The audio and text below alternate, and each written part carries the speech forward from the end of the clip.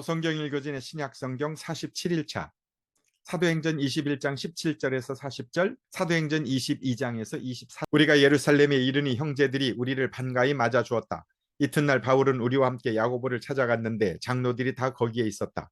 바울은 그들에게 인사한 뒤에 자기의 봉사 활동을 통하여 하나님께서 이방 사람 가운데서 행하신 일을 낱낱이 이야기하였다.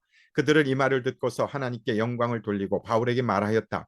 형제여, 당신이 보는 대로 유다 사람 가운데는 믿는 사람이 수만 명이나 되는데 그들은 모두 율법의 열성적인 사람들입니다. 그런데 그들이 당신을 두고 하는 말을 소문으로 듣기로는 당신이 이방 사람 가운데에서 사는 모든 유대 사람에게 할례도 주지 말고 유대 사람의 풍속도 지키지 말라고 하면서 모세를 배척하라고 가르친다는 것입니다. 그러니 어떻게 하면 좋겠습니까? 그들은 틀림없이 당신이 왔다는 소식을 들을 것입니다. 그러므로 당신은 우리가 말하는 대로 하십시오. 우리 가운데서 하나님 앞에 스스로 맹세한 사람이 넷이 있습니다. 이 사람들을 데리고 가서 함께 정결 예식을 행하고 그들이 머리를 깎게 하고 그 비용을 대십시오. 그러면 사람들은 모두 당신의 소문이 전혀 사실이 아니며 도리어 당신이 율법을 지키며 바로 살아가고 있다는 것을 알게 될 것입니다. 신도가 된 이방 사람들에게는 우상의 제물과 피와 목매어 죽인 것과 음행을 삼가야 한다는 것을 우리가 결정해서 써 보냈습니다. 그래서 바울은 그 다음날 그 네 사람을 데리고 가서 함께 정결 예식을 한 뒤에 성전으로 들어갔다. 그리고 정결 기한이 차는 날짜와 각 사람을 위해서 예물을 바칠 날짜를 신고하였다. 그 일회가 거의 끝나갈 무렵에 아시아에서 온 유대 사람들이 성전에서 바울을 보고 군중을 충동해서 바울을 붙잡아 놓고 소리쳤다. 이스라엘 동포 여러분, 합세하여 주십시오. 이 자는 어디에서나 우리 민족과 율법과 이곳을 거슬러서 사람들을 가르칩니다.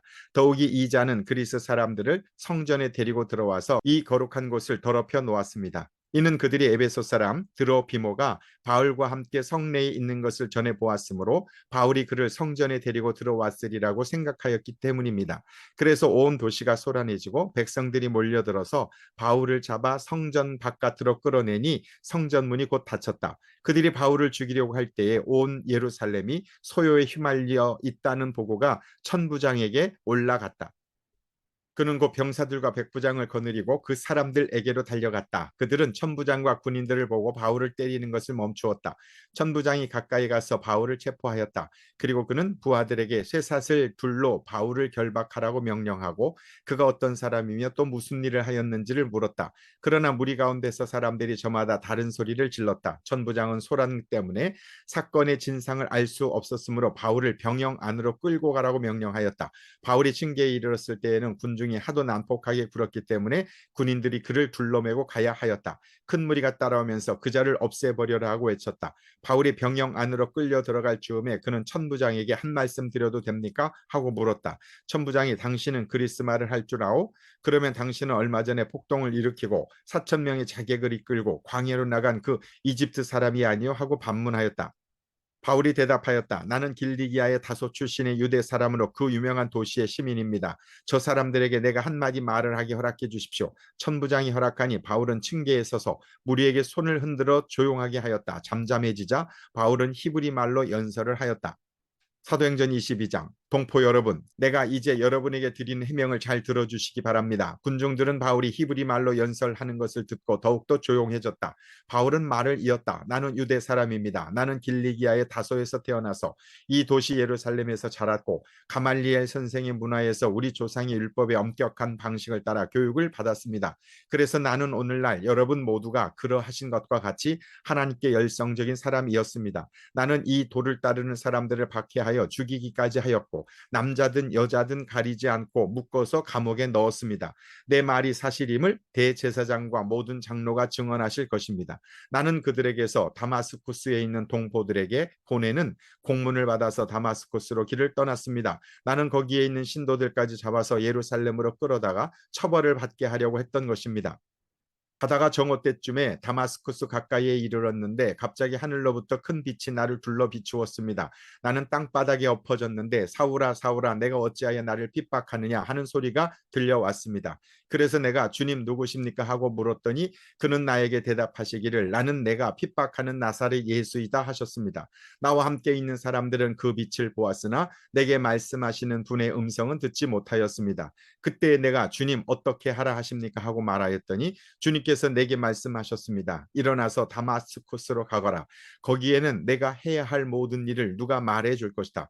나는 그 빛의 광채 때문에 눈이 멀어서 함께 가던 사람들의 손에 이끌려 다마스쿠스로 갔습니다.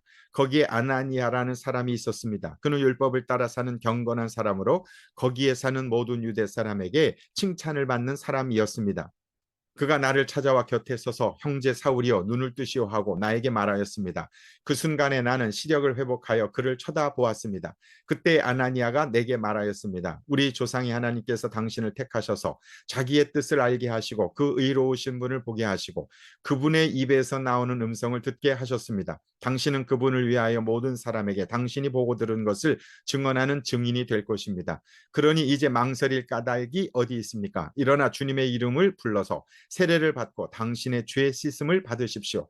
그 뒤에 내가 예루살렘으로 돌아와서 성전에서 기도하는 가운데 황홀경에 빠져 주님이 내게 말씀하시는 것을 보았습니다. 그는 말씀하시기를 서둘러서 예루살렘을 떠나라. 예루살렘 사람들이 나에 관한 내 증언을 받아들이지 않을 것이기 때문이다 하셨습니다. 그래서 내가 말하였습니다. 주님, 내가 주님을 믿는 사람들을 가는 곳마다 회당에서 잡아가두고 때리고 하던 사실을 사람들이 잘 알고 있습니다. 그리고 주님의 증언자인 스데반이 피를 흘리고 죽임을 당할 때에 나도 곁에 서서 그 일에 찬동하면서 그를 죽이는 사람들의 옷을 지키고 있었습니다. 그때 주님께서 말씀하시기를 가라 내가 너를 멀리 이방 사람들에게로 보내겠다 하셨습니다. 사람들이 바울의 말을 여기까지 듣고 있다가 이런 자는 없애버려라 살려두면 안 된다 하고 소리를 질렀다. 그리고 그들은 고함을 치며 옷을 벗어 던지며 공중에 먼지를 날렸다. 그때 천부장이 바울을 병영 안으로 끌어들이라고 명령하였다. 그리고 그는 유대 사람들이 바울에게 이렇게 소리를 지르는 이유를 알아채려고 바울을 채찍질하면서 캠으로 보라고 하였다.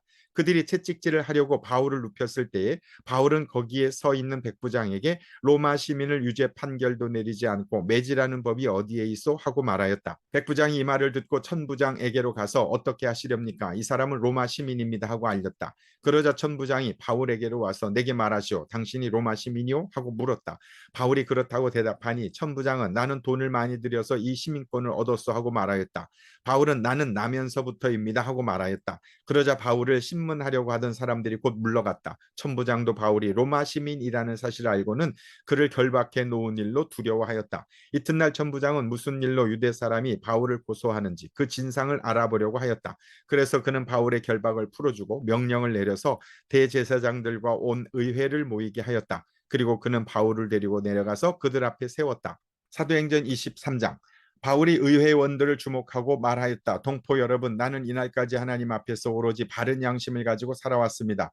이 말을 듣고 대제사장 아나니아가 곁에 서 있는 사람들에게 바울의 입을 치라고 명령하였다. 그러자 바울이 그에게 말하였다. 회칠한 벽이여, 하나님께서 당신을 치실 것이요 당신이 율법대로 나를 재판한다고 거기에 앉아 있으면서 도리어 율법을 거슬려서 나를 치라고 명령하시오. 곁에 서 있는 사람들이 말하였다. 그대가 하나님의 대제사장을 모욕하오? 바울이 말하였다. 동포 여러분, 나는 그가 대제사장인 줄 몰랐소. 성경에 기록하기를 너의 백성의 지도자를 욕하지 말아라 하였소. 그런데 바울이 그들의 한 부분은 사두개파 사람이요 한 부분은 바리새파 사람인 것을 알고서 의회에서 큰 소리로 말하였다. 동포 여러분, 나는 바리새파 사람이요 바리새파 사람의 아들입니다. 나는 지금 죽은 사람들이 부활할 것이라는 소망 때문에 재판을 받고 있습니다. 바울이 이렇게 말하니 바리새파 사람과 사두개파 사람 사이에 다툼이 생겨서 회중이 나뉘었다. 사두개파 사람은 부활도 천사도 영도 없다고 하는데 바리새파 사람은 그것을 다 인정하기 때문이다. 그래서 큰 소동이 일어났다. 바리새파 사람 편에서 율법학자 몇 사람이 일어나서 바울 편을 들어서 말하였다.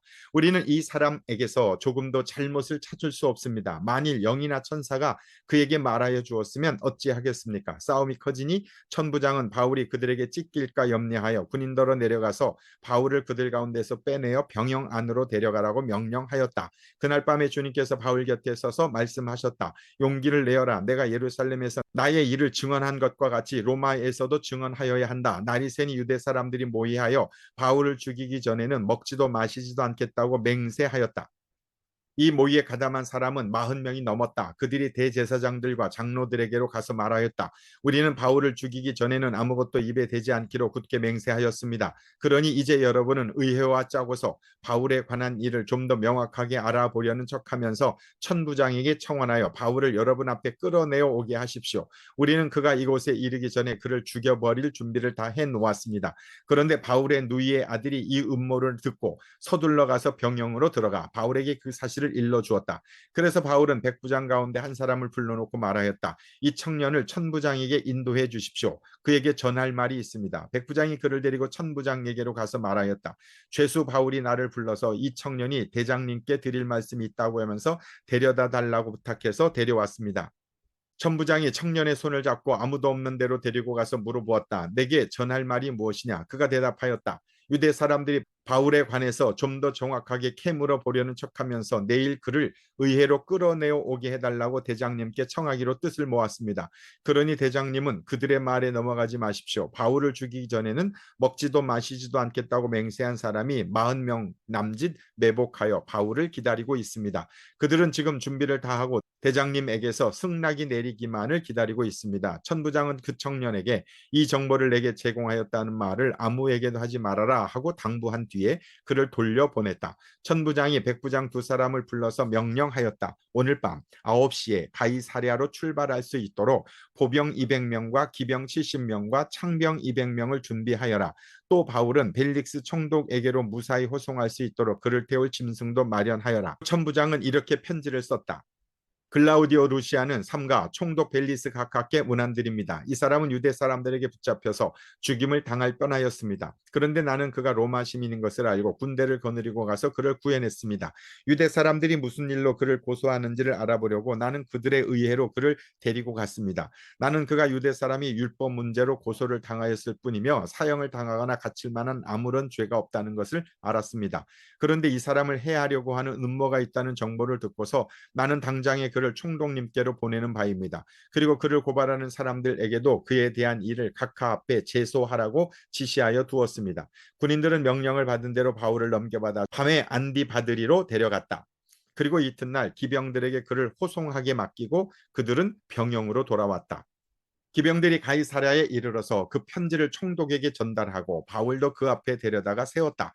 총독은 그 편지를 읽고 나서 바울에게 어느 지방 출신인가를 물어보았다. 총독은 바울이 길리기아 출신인 것을 알고 그대를 고소하는 사람들이 도착하면 그대의 말을 들어보겠네 하고 말한 뒤에 그를 헤롯 궁에 가두고 지키라고 명령하였다. 사도행전 24장. 닷새 뒤에 대제사장 아나니아가 몇몇 장로와 더둘로라는 변호사와 함께 내려와서 총독에게 바울을 고소하였다. 바울을 불러대니 더둘로가 고발하여 말하였다. 벨릭스 총독님, 우리는 총독님의 덕분으로 크게 평안을 누리고 있습니다. 그리고 각하의 선견 지명의 덕택으로 이 나라에서는 개혁을 많이 이룰 수 있었습니다. 우리는 어떤 면으로나 또 어디에서나 이것을 인정하며 감사하여 마지 않습니다. 나는 총독님을 오래 방해하지 않겠으니 너그러우신 마음으로 우리의 고발을 잠깐 들어주시기 바랍니다. 우리가 본 바로는 이 자는 연병 같은 자요 온 세계에 있는 모든 유대 사람에게 소란을 일으키는 자요 나사렛 도당의 우두머리입니다.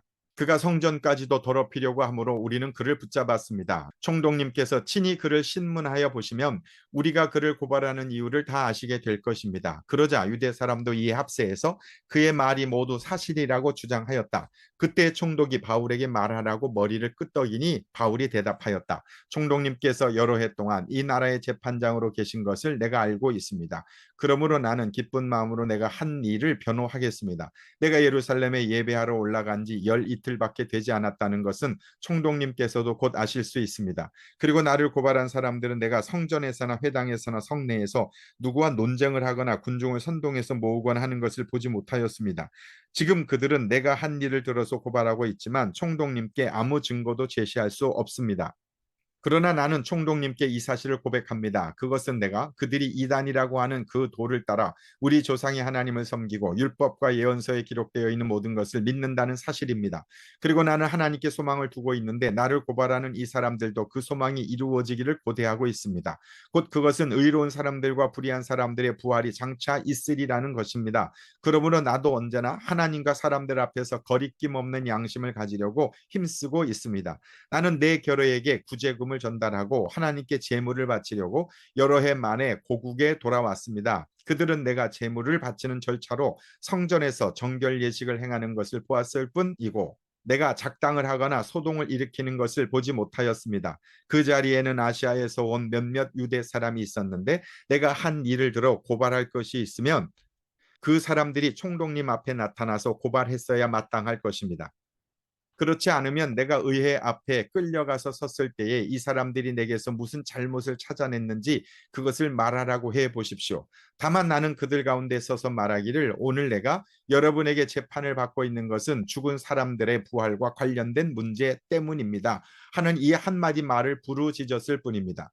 벨릭스는 그 도와 관련된 일을 자세히 알고 있었으므로 천부장 루시아가 내려오거든 당신들의 소송을 처리하겠소 하고 말하고는 신문을 연기하였다. 그리고 백부장에게 명령하여 바울을 지키되 그에게 자유를 주고 그의 친지들이 돌보아 주는 것을 막지 말라고 하였다. 며칠 뒤에 벨릭스가 유대 여자인 자기 아내 드루실라와 함께 와서 바울을 불러내어 그리스도 예수를 믿는 믿음에 관하여 바울이 설명하는 것을 들었다. 바울이 정의와 절제와 장차 올 심판에 관해서 말할 때에 벨릭스는 두려워서 이제 그만하면 되었으니 가시오. 기회가 있으면 다시 당신을 부르겠소 하고 말하였다. 동시에 그는 바울에게서 돈을 받을까 하고 은근히 받았다. 그래서 그는 바울을 자주 불러내어 이야기를 나누었다. 두 해가 지난 뒤에 보르기오 베스토가 벨릭스의 후임으로 직책을 맡게 되었다. 그런데 벨릭스는 유대 사람의 환심을 사고자 하여 바울을 가두어 둔 채로 내버려 두었다. 아멘.